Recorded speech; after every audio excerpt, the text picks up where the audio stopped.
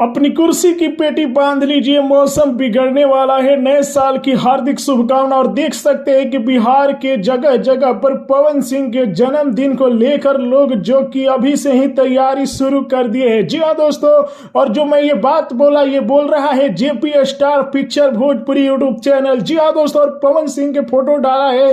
जिस फोटो को आप लोग देख रहे हैं, जिस गाने का लेबल बता देता हूं कि लेबल देखने के बाद लोग यही कह रहा है कि तूफान आने वाला है। जी हाँ दोस्तों, आप सबको मैं बता दूं कि पवन सिंह का जन्मदिन जो कि 5 जनवरी को आता है, लेकिन अभी से ही तैयारियां जो कि जोरों शोरों से पूरे बिहार में पवन सिंह के चाहने वाले, उनको प्यार करने वाले बिहारी दर्शक जो कि प्यार देने लगे हैं। और आप लोग देख सकते हैं इस समय यह फोटो वीडियो वायरल हो रहा है, जिसमें देख सकते हैं कि पवन सिंह के बैनर लगा के जो कि जन्मदिन की मनाया जा रहा है। और ये काम किए हैं जिस कंपनी का नाम है गणनायक फिल्म यूट्यूब चैनल पर, जिस पर कमरिया पत्रे पत्रे गाना रिलीज हुआ था जो धमाल मचा के रख दिया था।